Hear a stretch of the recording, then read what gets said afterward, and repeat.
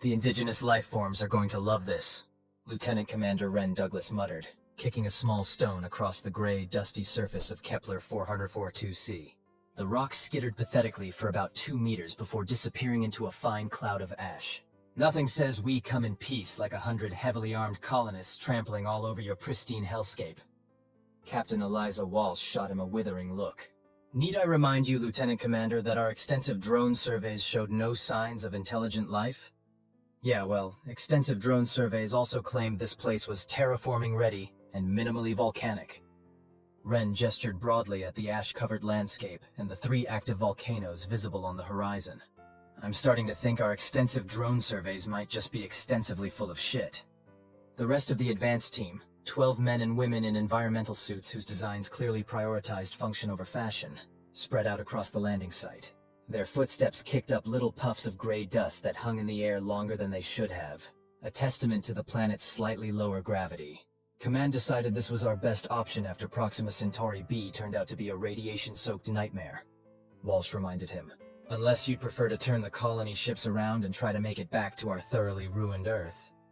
I'm just saying, ma'am, that maybe, just maybe, there's a reason no one seems to be living on this suspiciously habitable planet in the theoretically perfect zone.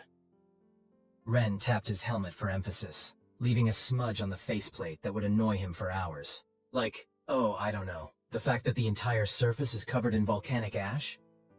Walsh sighed, the sound crackling through the comm system. Your concerns are noted, Douglas. Now stop being a pain in my ass and go help Dr. Werner with soil samples. Yes, ma'am. Right away, ma'am. Anything for the glorious human expansion, ma'am. Ren saluted with exaggerated precision and trudged off toward the science team, muttering under his breath. Day 1 on Death Planet. Outlook, not great. By evening, or what passed for evening on a planet with a 26-hour rotation, the advanced team had established a perimeter around the landing site. Prefabricated habitat modules hummed with the comforting sounds of life support systems doing their jobs with admirable efficiency. The gray ash had been cleared from a large circle around the camp, revealing darker, almost black soil underneath. Ren sat at a workstation in the main habitat, reviewing security protocols for the 15th time. He wasn't usually this paranoid, but something about this planet set his teeth on edge. Maybe it was the unnatural stillness of the air, or the way sound seemed to die a few meters from its source. Maybe it was the odd readings from their atmospheric sensors, showing gas compositions that fluctuated in ways that defied easy explanation. Or maybe it was the fact that he'd found what appeared to be geometric patterns in the ash about a kilometer east of camp. Patterns that disappeared when he tried to photograph them. The habitat door hissed open, and Dr. Lillian Werner entered, pulling off her helmet with a grunt of relief. Her dark hair was plastered to her head with sweat, and her normally cheerful face was drawn with exhaustion. Find anything interesting out there, Doc? Ren asked, sliding a cup of synthetic coffee across the table to her. Define interesting, she replied, dropping heavily into the chair across from him. If by interesting you mean deeply concerning, then yes, the ash isn't volcanic. Ren blinked. Come again? The ash, Werner repeated, taking a grateful sip of coffee. It's not from the volcanoes. Chemical composition doesn't match. It's organic. Organic as in it used to be alive, she said bluntly. The entire surface of this planet is covered in a layer of dead something. And before you ask, no, I don't know what. The cellular structure, what's left of it, doesn't match anything in our database. Ren felt a cold knot form in his stomach. Any chance this something is still around? Maybe hiding under all the corpse dust?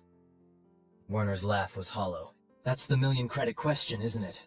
Initial deep scans don't show any large life forms. But there are anomalous energy signatures all over the place. Could be geothermal. Could be something else. She drained her coffee and grimaced. This synthetic stuff tastes worse with each passing light year. Better get used to it. Real coffee won't grow here for at least a decade, if ever. Ren leaned back in his chair, staring at the habitat's ceiling. So we're literally walking on a planet-wide graveyard. That's not ominous at all. The universe doesn't care about human notions of ominous, Douglas. Werner stood, stretching her back with an audible pop. Whatever happened here probably occurred thousands, maybe millions of years ago. We're just latecomers to the funeral. Yeah, well, call me superstitious, but I'd rather not build our colony on top of alien remains. Werner's expression softened slightly. Look, if it makes you feel better, I'm running more comprehensive tests overnight. We'll know more in the morning. She patted his shoulder as she passed. Try to get some sleep. First colony ships arrive tomorrow, and not even your legendary grumpiness will stop human expansion. That's what I'm afraid of, Ren muttered to himself as the doctor left. He turned back to his security protocols, but the words blurred on the screen. Outside the habitat window, darkness had fallen completely, the ash plain reflecting the meager starlight in a dull, ghostly glow. In the distance, one of the volcanoes belched a plume of red-orange fire into the night sky. For a brief moment, Ren could have sworn he saw something move across that distant fiery backdrop. Something large and flowing, like a sheet caught in the wind. But when he blinked and looked again, there was nothing there but ash and fire. Rise and shine, Lieutenant Commander Grumpy Pants! Ren jerked awake to find Captain Walsh standing over his bunk, her expression far too cheerful for... He checked his implant chronometer, 0520 hours. What's the emergency? He mumbled, struggling to sit up. No emergency, Walsh replied, tossing him a ration pack. But the first colony ship enters orbit in 40 minutes, and I need my security chief looking less like he spent the night drinking contraband whiskey and more like a professional officer. I wish I had contraband whiskey, Ren grumbled, tearing open the ration pack. The contents smelled vaguely of synthetic eggs and disappointment. Any word from Dr. Werner on those test results? Walsh's smile faltered slightly. She's been in the lab all night. Says she needs to consult with the science team on the incoming ship before drawing conclusions. That sounds suspiciously like scientists speak for, I found something disturbing but don't want to cause a panic, Ren observed, shoving a forkful of not-quite eggs into his mouth. Just get dressed and meet me at the command module in 20, Walsh ordered, already heading for the door. And Douglas? Oi. Try to look a little less like you're expecting disaster. It's bad for morale. Ren saluted with his fork. I'll practice my "this ashen hellscape is actually paradise" face in the mirror, ma'am. Once alone, he quickly dressed in his uniform, strapped on his sidearm, and headed for the science module. If Werner had been up all night, something was definitely wrong, and he wanted to know what before 5,000 colonists started landing. The science module was eerily quiet when he entered. The lights were dimmed, and several holographic displays showed rotating models of cellular structures Ren couldn't begin to understand. At the central workstation, Dr. Werner sat motionless, staring at a microscope display. Doc? Ren called softly. You okay? Werner didn't move for a long moment, then slowly turned to face him. Her eyes were bloodshot, her face pale. They're not dead, she whispered. Ren felt his skin prickle. What's not dead? The ash. Werner gestured at her displays. It's not dead tissue, it's dormant. And it's all connected. A network, a single entity possibly spanning the entire planet. The ash isn't the remains of something that died. It's more like hair or fingernails. Dead cells from a living organism. The entire planet is one organism? Ren struggled to comprehend the scale. No, Werner shook her head impatiently. The planet is the planet. But living on it, or in it, or... I don't know. There's something enormous here. Something that shed these cells, possibly as a defense mechanism, or during some kind of metamorphosis. And it's still alive? Where? Werner laughed, a high, slightly hysterical sound. That's the question, isn't it? Our ground-penetrating radar doesn't show anything solid. Our atmospheric sensors pick up bizarre energy fluctuations that don't make any scientific sense. And last night... She trailed off, looking past Ren toward the module window. Outside, the morning light cast long shadows across the ash plain. Last night what? Ren prompted, feeling that cold knot in his stomach tighten. Last night, I saw something moving out there. Like a giant shadow, flowing across the ground. I thought I was hallucinating from exhaustion, but then I checked the security footage. She tapped a control, and a holographic display lit up with grainy night vision footage. At first, Ren saw nothing but the ash plain, the distant volcanoes. Then, at the edge of the frame, something moved. A darkness deeper than the night, flowing like liquid but leaving no trace of its passage. It crossed the field of view in seconds, massive yet insubstantial. What the hell is that? Ren breathed. I have no idea, Werner admitted. But here's the really fun part. When it passed, the ash composition in that area changed. Cellular activity spiked, then returned to dormancy. It's as if... She hesitated, and Ren finished her thought. As if the thing activated the ash somehow. Communicated with it. Exactly. Werner rubbed her eyes. I was about to report this to Captain Walsh when I detected another anomaly. The ash is moving, Douglas. Microscopically, imperceptibly, but it's shifting toward our camp. Ren's hand instinctively moved to his sidearm. We need to delay the colony ships, now. Werner nodded, her face grim. I've already tried. Communication array is experiencing technical difficulties. Convenient timing, wouldn't you say? Son of a... Ren was already moving toward the door. I'll get Walsh. Meet us at the command module with everything you've got. And Doc? Yes? Grab a weapon. The command module was chaos when Ren arrived. Officers and technicians rushed between workstations, their voices rising over each other in a cacophony of controlled panic. At the center of it all stood Captain Walsh, her face stony as she barked orders. Don't care if you have to build a new antenna from scratch, Lieutenant. Get me communication with that colony ship now! She spotted Ren and gestured him over sharply. Please tell me you're here with good news, Douglas.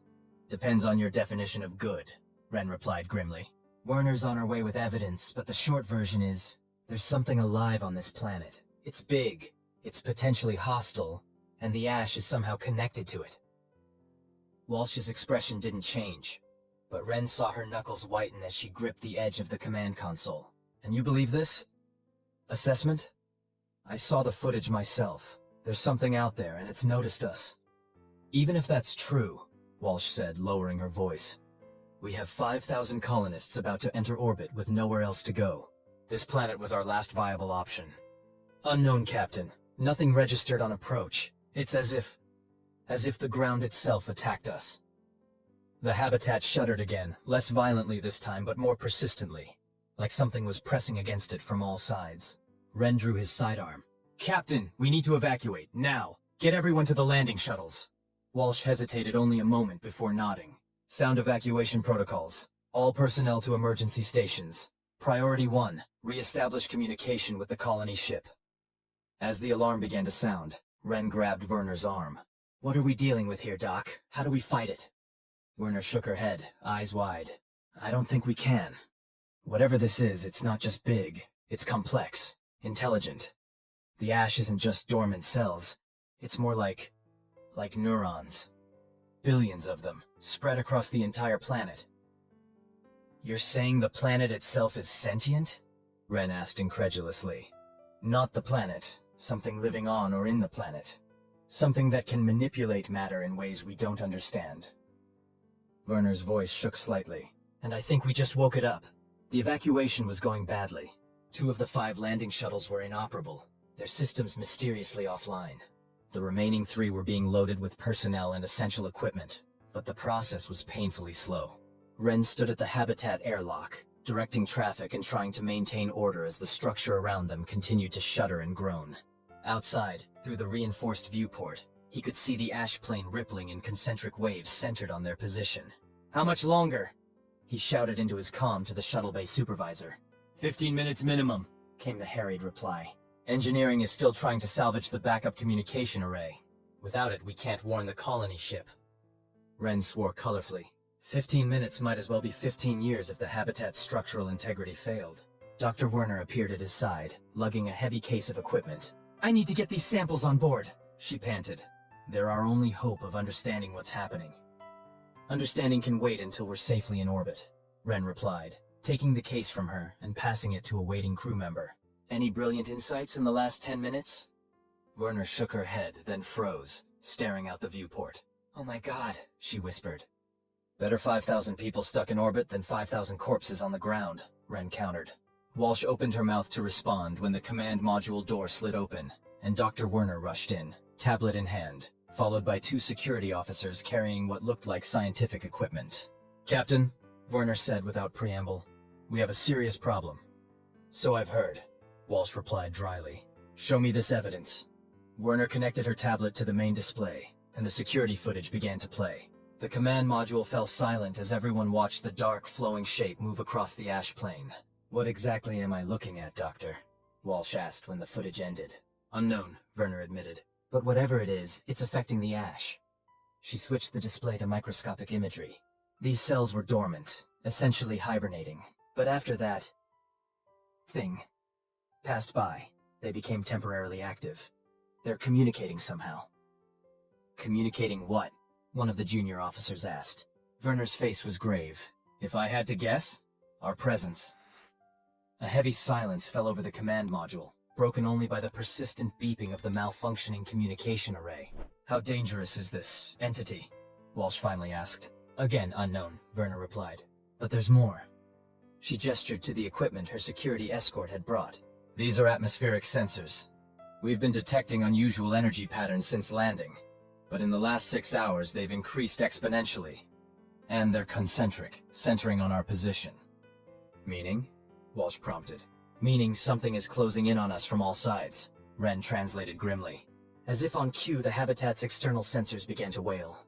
The main screen automatically switched to external cameras, showing the ash plain surrounding the camp. The ash was moving. Not dramatically, not in great waves or clouds, but unmistakably shifting, like the surface of water disturbed by something large moving beneath. All personnel, battle stations, Walsh ordered calmly. Arm all defensive systems. Lieutenant Commander Douglas, secure the perimeter. Dr. Werner, I want options. Ren nodded sharply and was halfway to the door when the first impact hit. The entire habitat shuddered violently, throwing several people to the floor. Emergency lights flashed on as primary systems flickered. What the hell was that? Walsh demanded, picking herself up from where she'd been thrown against a console. A security officer at the sensor station looked up, face pale. Ren followed her gaze and felt his blood turn to ice. The ash plain was rising, not in an explosion or eruption, but smoothly, purposefully forming a shape. A massive, vaguely humanoid shape, easily 30 meters tall, composed entirely of swirling gray ash. That's not possible, someone behind them muttered. The ash giant stood motionless for a long moment, facing the habitat. It had no distinguishable features, just a suggestion of limbs, and a bulbous protrusion where a head might be. Then, with deliberate slowness, it extended what could be called an arm toward the habitat. Everybody down! Ren bellowed, tackling Werner to the floor just as the viewport exploded inward. But instead of the expected rush of unbreathable atmosphere, what poured through the shattered viewport was ash. Torrents of it, moving with purpose, seeking out every crevice and opening in the habitat's interior.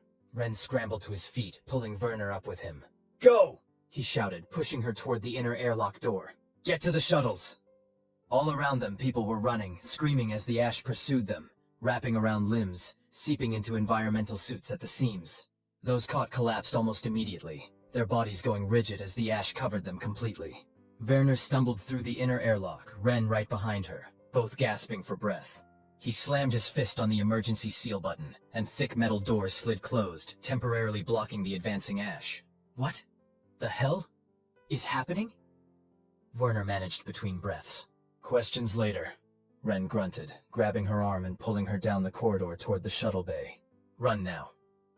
They sprinted through increasingly chaotic scenes, crew members abandoning equipment, shoving each other aside in panic, some already partially covered in ash that seemed to flow up their bodies like quicksand in reverse. When they finally reached the shuttle bay, only one shuttle remained, its engines already cycling up for launch. Captain Walsh stood at the ramp, ushering the last few crew members aboard. Douglas! Werner! Move your asses! She shouted when she spotted them. They were 20 meters from the shuttle when the bay doors buckled inward. Ash poured through the widening gaps, forming into tendrils that whipped through the air with frightening precision. Go! Ren shouted, shoving Werner ahead of him. I'll hold it off. With what?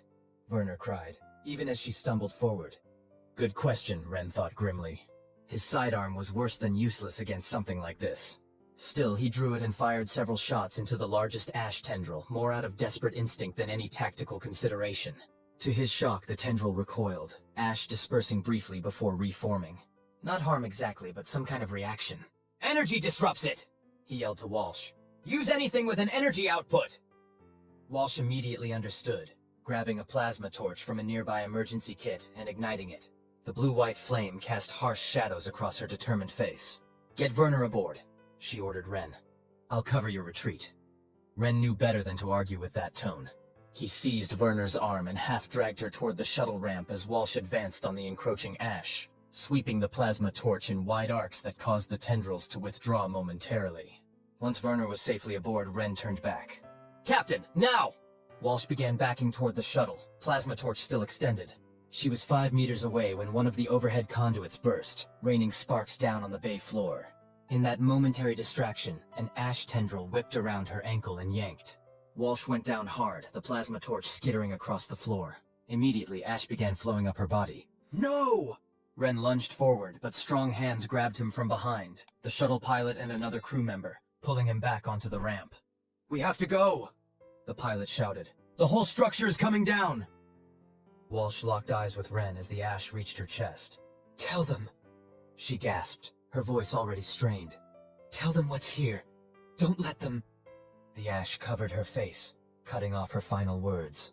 The shuttle ramp retracted and sealed as Ren struggled against those restraining him. Through the viewport, he watched in horror as the ash completely enveloped Walsh's rigid form, then began reshaping itself once more into a vaguely humanoid figure. A miniature version of the giant outside. Get us out of here! Ren roared. The shuttle's engines screamed in protest as the pilot pushed them beyond safety parameters. With a violent lurch, they broke free of the disintegrating habitat and shot upward through the atmosphere. Ren shoved his way to a viewport and looked down. The advanced base was no longer recognizable as anything built by human hands. It had been completely consumed by ash, which now formed a perfect circle of disturbed gray on the planet's surface. As they ascended higher, he could see more circles appearing across the landscape. Dozens, then hundreds of them, like ripples in a pond. What are those? The pilot asked, voice hushed with dread. Dr. Werner, who had been silent since boarding, finally spoke. It's communicating, she said hollowly, sending a message across its neural network. Saying what? Someone asked. Invaders, Ren translated grimly. Danger. Kill. The ascent to orbit was tense and silent. Of the 3 shuttles that had launched, theirs was the only one to respond to hails. The other 2 had gone silent shortly after takeoff, presumably suffering the same fate as the base. Their shuttle's communication array, fortunately, was functional. Unfortunately, the colony's ship had already begun its descent sequence, and the 17 souls aboard the shuttle watched in helpless horror as the massive vessel, carrying 5,000 sleeping colonists, entered the upper atmosphere. Colony ship Horizon, this is Shuttle 3, do you copy?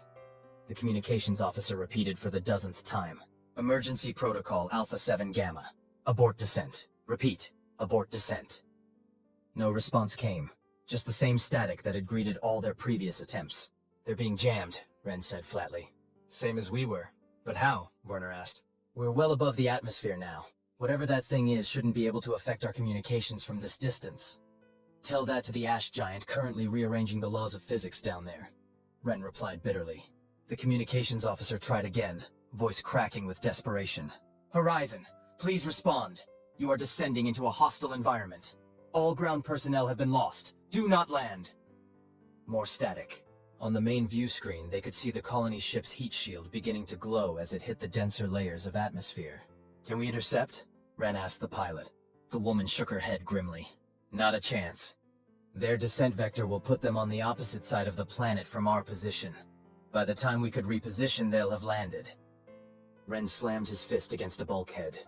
5,000 people, he muttered. 5,000 people who have no idea what they're flying into. Dr. Werner, who had been quiet for the past several minutes, suddenly spoke up. Maybe not. She turned to the pilot. How quickly can you put us in geosynchronous orbit above the landing site? 20 minutes, give or take, the pilot replied. But what good will that do? We still can't communicate with them. We don't need to, Werner said, her eyes lighting up with desperate hope. We just need to make a very large energy disturbance directly in their flight path. Ren caught on immediately. The shuttle's reactor. If we eject it and detonate it in their path, they'll have to alter course, Werner finished. Emergency protocols would force them back into stable orbit until they can assess the situation. That's assuming they don't just route around the disturbance and continue descent, the pilot pointed out. Then we'll need to make it impossible to route around, Ren said grimly. How many torpedoes does this shuttle carry? The pilot blinked in surprise. It's not a military vessel, Lieutenant Commander. We have 2 emergency flares for orbital distress signaling. That's it. Those will have to do, Werner said. If we detonate the reactor and the flares in sequence, it should create enough of a disruption to trigger their emergency protocols. The communications officer looked up from her console. Sir, that plan would leave us stranded in orbit with minimal life support and no reactor. We'd have hours at most before systems fail. 17 lives against 5,000, Ren said quietly. I'll take those odds. A heavy silence fell over the shuttle. Finally, the pilot nodded. Setting course for intercept position. Reactor ejection protocols will need command authorization. Ren, as the highest-ranking officer remaining, placed his palm on the authorization scanner. Commence reactor ejection sequence. Authorization. Douglas Ren, Lieutenant Commander, SN 776348 Alpha. The shuttle's computer chirped acknowledgement, and warning lights began to flash throughout the cabin. Reactor ejection sequence initiated. Evacuation of non-essential compartments commencing. All personnel secure for emergency maneuvers. As the shuttle crew strapped themselves into crash positions, Ren found himself next to Werner. "If this works," he said quietly, "we'll still die up here. You know that, right?" Werner's smile was sad but determined. "Better than dying down there. At least this way, those 5,000 people get a fighting chance." Ren nodded, then hesitated. "Lil, what did you mean earlier, when you said it was communicating? Communicating with what?" Werner's expression grew troubled. "When I was analyzing those ash cells, I found something odd. Their structure. It's not entirely natural. Some aspects appear engineered." "Engineered?" Ren frowned. "You're saying someone made this thing? Or modified it? The base cellular structure is organic, but there are elements that suggest deliberate manipulation. Microscopic constructs that enhance neural conductivity. Structures too precise to have evolved naturally." "A weapon?" Ren suggested grimly. "Some kind of planetary defense system?" "Possibly," Werner conceded. "Or maybe a planetary consciousness. Artificially enhanced for some purpose we can't understand. Either way, those circles we saw forming, they were too precise, too deliberate. They weren't just a reaction to our presence. They were a signal." "To whom?" Ren asked, though he suspected he already knew the answer. "To others like it," Werner whispered. I think we may have stumbled into something much bigger than a single hostile planet. Those ripples were spreading outward, Ren. Outward toward space." Before Ren could process the implications of this, the pilot's voice cut through the cabin. "Approaching optimal position. Reactor ejection in 30 seconds. The view screen showed the massive colony ship, now clearly visible as it continued its descent path, unaware of the danger below. Farther down, the planet's gray surface seemed to be shifting, enormous patterns forming and dissolving as if in anticipation. "Reactor ejection in 10, 9, 8. The pilot counted down. Ren gripped his harness tightly, eyes fixed on the screen. "Come on," he thought desperately. "See it. Respond. Don't die down there." 3, 2, 1. Ejection. The shuttle lurched violently as the reactor module detached, the sudden absence of its weight sending them into a brief, uncontrolled spin before stabilization thrusters kicked in. On the screen, they could see the reactor tumbling toward the colony ship's descent path. "Flare 1 ready," reported the weapons officer. "Targeting coordinates locked." "Fire," Ren ordered. The first emergency flare shot out, a bright point of light streaking toward the reactor. When it hit, the resulting explosion was surprisingly small from their distance, little more than a bright flash that quickly faded. "Not enough," the pilot muttered. "They might not even detect it above background radiation." "Fire the second flare directly at the ship," Ren ordered. "Close enough to get their attention, but not to cause damage." "Sir, that's dangerously—" "Do it!" Ren snapped. "Now!" The weapons officer hesitated only a moment before complying. The second flare shot out, directed this time at the colony ship itself. It detonated several hundred meters from the massive vessel's hull, close enough to register on their sensors as a deliberate act. For a heart-stopping moment, nothing changed. The colony ship continued its descent, apparently oblivious to both the explosion and the flare. Then, miraculously, its trajectory began to alter. Slowly at first. Then, with gathering momentum, the massive ship veered away from its landing approach, thrusters firing as it adjusted into a stable orbit. A ragged cheer went up in the shuttle cabin. The communications officer frantically worked her console. "They're broadcasting! The jamming's not affecting them yet. They must still be too high." She patched the transmission through the shuttle's speakers. "Unidentified vessel, this is colony ship Horizon. We have detected weapons fire in our vicinity. Identify yourself immediately or we will take defensive action." Ren grabbed the comm unit. "Horizon, this is Lieutenant Commander Ren Douglas, Security Chief of the Advanced Landing Party. Do not, repeat, do not attempt landing. Planet surface is hostile. We have lost most of our ground team and 2 shuttles to an unknown entity inhabiting the planet. Captain Walsh is confirmed dead. Maintain orbit at all costs." There was a long pause before the reply came. "Lieutenant Commander, this is Captain Daniels of the Horizon. Please verify with authentication code." Ren quickly provided his security clearance, then added, "Captain, I understand your skepticism, but I am deadly serious. This planet is not what our surveys indicated. There is a sentient, hostile presence that can manipulate matter in ways we don't understand. It has already wiped out most of our advanced team. You cannot land." Another pause then. "Shuttle 3, we are picking up unusual energy readings from the planet's surface. Can you confirm these are related to the hostile entity you described?" Ren looked to Werner, who nodded grimly. "Affirmative, Horizon. Those energy signatures match what we encountered right before the entity attacked our base. It appears to be preparing for your arrival." The comm went silent for nearly a minute, an eternity in a crisis situation. When Captain Daniels' voice returned, it was noticeably more subdued. "Shuttle 3, we are detecting multiple large-scale energy disturbances on the planet's surface, consistent with your warning. We are aborting landing operations and maintaining stable orbit. What is your status?" Ren exchanged glances with the pilot, who silently mouthed, 4 hours, while pointing at the life support indicators. "We're stable for now, Captain, but we ejected our reactor to warn you. Life support is limited." "Understood," Daniels responded promptly. "Prepare for emergency retrieval. We're sending a recovery vessel to your coordinates." Relief washed over the shuttle crew, but Werner's expression remained troubled. She gestured for Ren to mute the comm. "What is it?" he asked quietly. "The patterns," she said, pointing at the view screen. "They're changing." Ren looked down at the planet's surface. The circular patterns they'd seen earlier had indeed transformed, spreading and connecting into larger, more complex formations. As they watched, the patterns began to pulse with a dull, reddish glow. "What's it doing now?" Ren muttered. His answer came a moment later, as alarms began blaring throughout the shuttle. The pilot's face went white as she stared at her console. "Energy spike! Massive energy spike emanating from the planet's surface!" On the view screen, they watched in horror as a colossal pillar of swirling ash shot upward from the planet, moving with impossible speed, directed straight toward the colony ship. "Horizon!" Ren shouted into the comm. "Evasive action! Evasive action now!" But the colony ship, designed for long-distance travel and planetary colonization, was not built for rapid evasive maneuvers. Its massive bulk turned ponderously, thrusters firing desperately as the ash pillar approached. "They're not going to make it," the pilot whispered. Ren watched, helpless, as the ash column streaked toward the colony ship.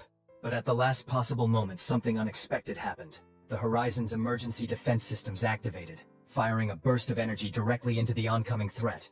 The ash pillar dispersed temporarily, particles scattering in the vacuum of space. For one hopeful moment, it seemed the danger had passed. Then the unthinkable happened. The dispersed ash began to coalesce again, reforming not into a single column, but into dozens of smaller tendrils that weaved around the colony ship's defensive fire, with an almost deliberate grace. "How is that possible?" someone gasped. "It's operating in vacuum. There's no atmosphere to support that kind of movement." Werner's face had gone completely white. "It's not ash," she whispered. "Not entirely. Those artificial structures I detected, they must be some kind of microscopic propulsion system. This thing was designed to operate in space." On the view screen, they watched as the ash tendrils reached the colony ship and began spreading across its hull like a rapidly growing fungus. Emergency lights flickered on the massive vessel as systems began to fail. "Horizon, report!" Ren shouted into the comm. "Captain Daniels, do you copy?" The only response was garbled static, punctuated by what might have been screams. The pilot turned to Ren, eyes wide with panic. "Sir, what do we do?" Ren stared at the screen, his mind racing. They couldn't help the colony ship, not directly. But maybe, just maybe, they could still save those people. "The emergency protocols," he said suddenly. "The cryopods. Horizon's main colony sections are designed to detach in case of catastrophic failure." The communications officer's eyes widened in understanding. "The lifeboat protocol. If we could trigger it remotely." "Can we send the signal?" Ren asked urgently. "Not through this interference," she replied, shaking her head. "But..." She hesitated, then continued more confidently. "If we could get closer, use our emergency transmitter at point-blank range, we might punch through." "How close is point-blank?" Ren asked. The officer swallowed hard. "Within 100 meters of their main communication array." A grim silence fell over the shuttle. Getting that close to the colony ship meant getting close to the entity currently consuming it. "I'll do it," Ren said quietly. "We have 2 EVA suits on board. I'll take the emergency transmitter and approach manually. That's suicide, Werner protested. So is sitting here waiting to run out of air, Ren countered. At least this way, some of those people might survive. He turned to the pilot. Can you get us within EVA range without being detected? The pilot hesitated, then nodded. I can use the planet's magnetic field to mask our approach. It won't be pretty, but it should work. Do it, Ren ordered, already moving toward the equipment locker. And everyone else, prepare for emergency evacuation. When, those colony pods detach, we need to be ready to dock with at least one of them. As the shuttle began its stealthy approach, Ren and Werner prepared the emergency transmitter. It was a bulky device, not designed for EVA use, but with some creative jury-rigging, they managed to make it portable. The transmitter's battery will only last about 15 minutes once activated, Werner explained, making final adjustments. You'll need to get into position, send the signal, and get back before it dies. 15 minutes, Ren repeated grimly. No pressure. Werner looked up from the transmitter, her expression unreadable. Why are you doing this? Why not just, I don't know, try to flee the system? We might make it to the next habitable planet. Ren smiled thinly. In this rust bucket, with no reactor, we'd die long before reaching anywhere. Besides, he added more seriously, Walsh's last words, tell them. She wanted us to warn humanity about what's here. Those colonists are our only chance of getting that warning back to Earth. Werner held his gaze for a long moment, then nodded. I'm coming with you. Not a chance, Ren said firmly. One person out there is risky enough. Two is a better chance of success, Werner interrupted. I know this transmitter better than you do. If something goes wrong, you'll need me to fix it. She patted the second EVA suit she'd already begun preparing. Besides, I've already set up the suit, so you'd just be wasting time arguing. Ren recognized the stubborn set of her jaw and knew further protest was futile. Fine, but you follow my lead, understand? First sign of trouble, you head back to the shuttle. Approaching optimal position, the pilot announced. EVA window opens in 3 minutes. Ren and Werner finished donning their suits in tense silence. The shuttle's small airlock could only accommodate one person at a time, so Ren would go first, with Werner following once he'd cleared the lock. Ready? Ren asked as the pilot began the final approach. Werner nodded, her face pale but determined behind her helmet visor. Ready. Good luck, the communications officer said quietly. Activation code for the lifeboat protocol is Echo Tango 749. The transmitter is pre-configured. You'll just need to enter the code and activate. Ren committed the code to memory and stepped into the airlock. As the inner door sealed behind him, and the chamber began to depressurize, he found himself strangely calm. Maybe it was the resignation of knowing there were no other options. Maybe it was the clarity that comes with facing certain death. Either way, his hands were steady as he checked his suit's systems one final time. The outer door opened, revealing the vast emptiness of space. In the distance, the colony ship hung like a wounded animal, its once gleaming hull now dulled by the spreading ash. Tendrils of the substance writhed across its surface, seeking entry points, gradually engulfing the entire vessel. Ren activated his suit's maneuvering thrusters and pushed off from the airlock. The sensation of floating freely in space never ceased to amaze him. The perfect weightlessness, the profound silence broken only by his own breathing, and the occasional burst from his thrusters. Behind him, he knew Werner would be entering the airlock now, preparing to follow. Ahead, the colony ship loomed ever larger as he approached. From this distance, he could see that the ash entity wasn't simply covering the ship. It was methodically dismantling it, breaking down its outer hull like some nightmarish form of digestion. Douglas, do you copy? Werner's voice crackled through his comm. Loud and clear, Doc, he replied. I'm about 200 meters from the target. No sign that it's detected me yet. Be careful, she cautioned. I'm exiting the airlock now. I'll be right behind you. Ren continued his approach, using minimal thruster burns to avoid detection. The communication array was located on the ship's dorsal side, which meant he needed to navigate around the vessel's massive bulk without drawing attention. As he maneuvered closer, he realized with growing horror that the entity wasn't just destroying the ship, it was reorganizing it. Sections of hull plating were being reshaped into configurations that mimicked the circular patterns they'd seen on the planet's surface. Werner, are you seeing this? He whispered into his comm. Yes, came her strained reply. It's communicating again, using the ship's materials to amplify its signal. Signal to whom? Ren wondered aloud. But deep down he already knew the answer. Whatever cosmic conversation was happening, humanity had blundered right into the middle of it. He was now less than 100 meters from the communication array, close enough to see that, miraculously, it remained relatively untouched by the ash entity. Perhaps its EM field provided some protection, or perhaps the entity was deliberately preserving it for its own purposes. "I'm approaching the array," he reported. "Preparing transmitter for..." His words cut off as something moved in his peripheral vision. One of the ash tendrils had detached from the main body and was now drifting in his direction, its movement too deliberate to be random. "It's seen me," he hissed. "Werner, stay back!" "Too late," she replied grimly. "I've got one on my tail too, moving to intercept your position." Ren increased his thruster output, abandoning stealth for speed. The ash tendril pursued, accelerating to match his pace. He reached the communication array and anchored himself to it with his suit's magnetic boots, quickly preparing the transmitter. "Echo Tango 749, he muttered as he input the code. Come on, come on." The tendril was closing fast, now less than 20 meters away. Ren could see its structure more clearly now. Not just ash particles, but something else intermixed. Something that glinted in the starlight like microscopic machines. "Werner, what's your position?" he called, fingers flying over the transmitter's controls. 30 meters out and closing, she replied, her breathing heavy.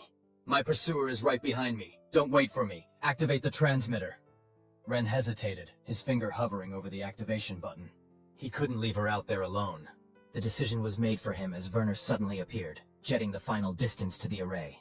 Behind her, 2 ash tendrils now followed, her original pursuer and his having somehow merged. She landed hard beside him, nearly losing her grip on the array. "Do it!" she shouted. Ren slammed his hand down on the activation button. The transmitter hummed to life, its indicator lights flashing as it began broadcasting the emergency protocol. The effect was immediate and dramatic. The ash tendrils recoiled as if in pain, dispersing temporarily before beginning to reform at a safer distance. "It worked!" Werner exclaimed. "The transmission is disrupting them somehow." "Not for long," Ren warned, eyeing the tendrils as they cautiously regrouped. "We need to..." A violent shudder ran through the colony ship, cutting off his words. All around them, emergency lights began flashing as the vessel's systems responded to the lifeboat protocol. "Detachment sequence initiated," announced an automated voice through their comm systems. "All personnel proceed to emergency stations. Cryopod sections will detach in T-2 minutes." The ash entity seemed to sense the impending escape. It redoubled its efforts, the tendrils growing and multiplying as they probed for ways past the transmitter's disruptive field. "We need to get back to the shuttle," Ren said urgently. "Once those pods detach..." Another stronger tremor shook the ship. Ren lost his footing, his magnetic boots temporarily disengaging from the surface. Werner grabbed his arm, stabilizing him. "I don't think we have time," she said, pointing to where the ship's massive hull was beginning to split along predetermined seams. "The detachment sequence is accelerating!" She was right. All around them, the colony ship was breaking apart, massive sections pulling away from each other as explosive bolts fired and emergency thrusters activated. The cryopod sections, 5 enormous cylinders containing the sleeping colonists, were already beginning to move, separating from the now doomed main vessel. "New plan," Ren decided quickly. "We make for the nearest pod. If we can get inside before it fully activates its autonomous protocols..." "The entity won't let us," Werner interrupted, pointing. The ash tendrils had reorganized, forming a barrier between them and the nearest escaping pod. Ren looked at the transmitter, still broadcasting its disruptive signal. An idea formed, desperate, probably suicidal, but their only chance. "Hold on to me," he ordered Werner. "Tight." She complied without question, wrapping her arms around his torso. Ren disengaged the transmitter from the array and clutched it to his chest, its lights still blinking actively. "What are you doing?" Werner asked, her voice tense. "Making us very unappealing to grab," Ren replied grimly. He took a deep breath, then kicked off from the array with all his strength, launching them both toward the nearest pod. As expected, the ash tendrils moved to intercept, then hesitated as they neared the transmitter's disruptive field. The entities writhed in apparent discomfort, unable to penetrate the invisible barrier generated by the device. "It's working!" Werner exclaimed as they drifted through the gauntlet of tendrils untouched. "For now," Ren cautioned. The transmitter's battery indicator was already dropping rapidly. "We've got maybe 8 minutes before this thing dies." They approached the separating cryopod section, which was now fully detached and beginning to activate its emergency thrusters. An airlock was visible on its side, their only way in. "Can you override the airlock?" Ren asked as they neared it. Werner nodded. Standard emergency protocols. Just get me to the external panel. They reached the airlock with precious little time to spare.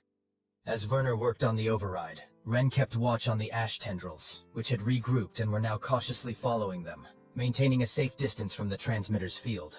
Almost got it, Werner muttered, fingers dancing across the airlock's external controls. Just need to— there! The airlock door slid open with a hiss of escaping air. Werner went through first, with Ren right behind her, still clutching the transmitter. As soon as they were inside, the outer door sealed automatically, and the chamber began to repressurize. The battery indicator on the transmitter showed less than 5 minutes remaining.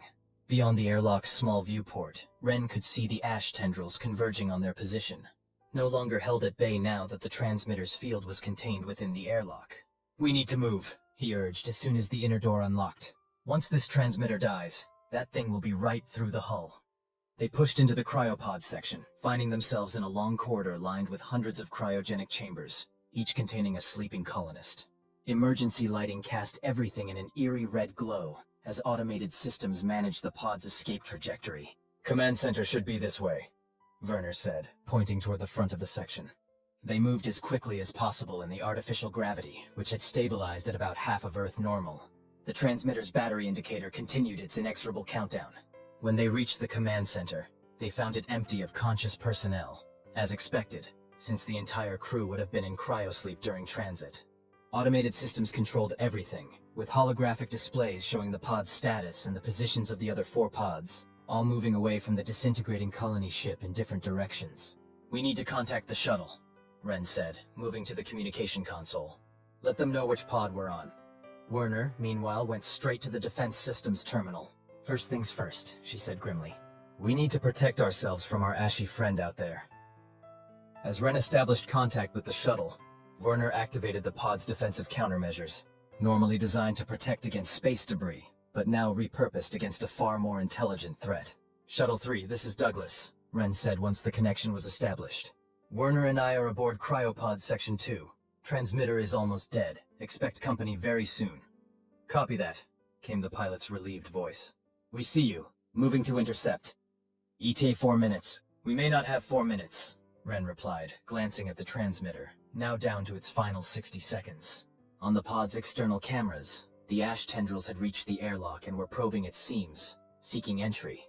Werner worked feverishly at the defense console, her face illuminated by the red emergency lighting. "I've established an EM field around the hull," she reported. "Similar frequency to the transmitter's output. It won't hold for long, but it might buy us some time." The transmitter gave one final, feeble flash, then went dark.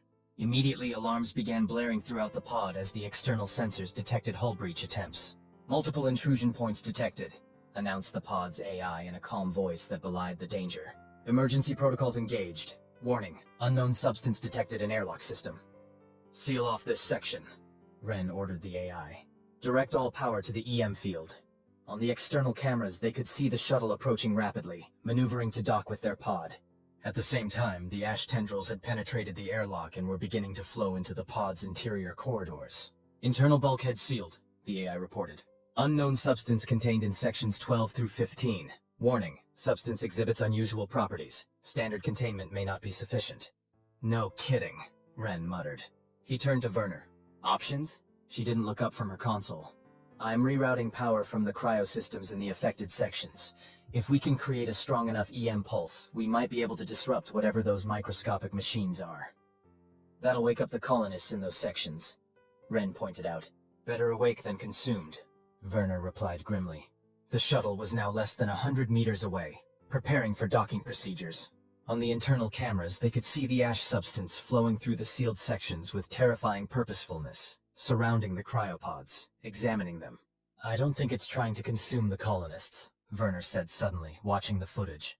"Look, it's scanning them somehow." She was right. The ash was enveloping each cryopod in turn, then moving on to the next without causing visible damage. It was almost as if... "It's gathering information," Ren realized aloud. "Learning about us. EM pulse ready," Werner announced. "Firing in 3, 2, 1. The lights flickered as power surged through the affected sections. On the monitors, they watched as the ash substance convulsed violently, then dispersed into inert piles of gray dust that drifted in the pod's artificial gravity. "It worked," Werner exclaimed, then frowned as new alarms sounded. Wait, what's happening? External breach detected, the AI announced. Unknown substance penetrating outer hull in multiple locations. The cameras showed the truth. While they'd been focused on the internal threat, the entity outside had changed tactics. Instead of trying to enter through the airlock, it was now penetrating the hull directly, flowing through microscopic breaches of its own creation. Shuttle docking complete, came the pilot's voice over the comm. We're ready for immediate evacuation. Get everyone aboard and prepare for emergency departure, Ren ordered. We've got multiple hull breaches. This pod is compromised. What about the colonists?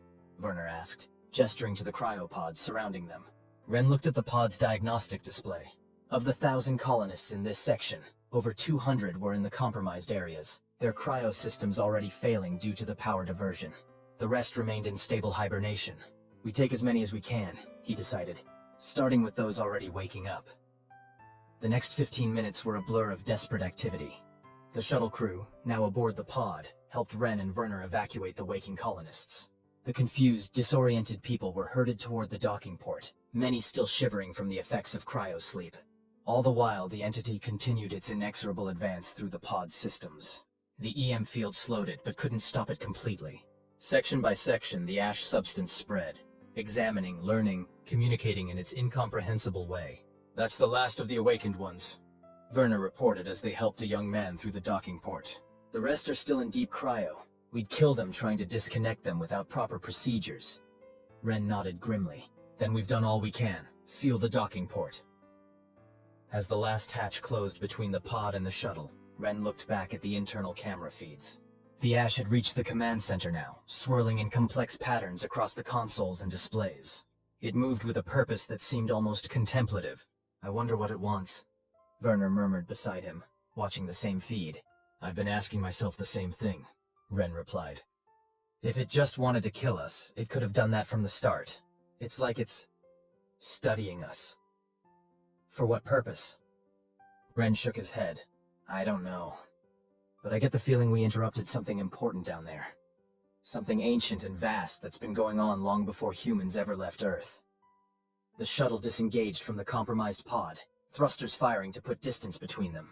Through the viewport they could see the other cryopods, now scattered across a wide area of space, each on its own escape trajectory. Where do we go now? Asked one of the awakened colonists, a medical technician who had taken charge of caring for his still groggy colleagues. As far away from this system as possible, Ren said firmly. We have limited life support, but with careful rationing, we should be able to reach the nearest emergency beacon at Tau Ceti. And then? Werner asked quietly, for his ears alone. Ren watched as the cryopod they'd abandoned grew smaller in the distance. The ash entity had completely enveloped it now, transforming its once streamlined shape into something alien and incomprehensible. Then we warn everyone, he said, about what's here, about what might be out there. He gestured toward the stars beyond the viewport. If this is some kind of interstellar communication network, creatures or machines capable of converting entire planets into transmission stations, then humanity needs to tread very carefully from now on. Werner followed his gaze to the vastness of space surrounding them. Do you think there are more of these things, on other worlds?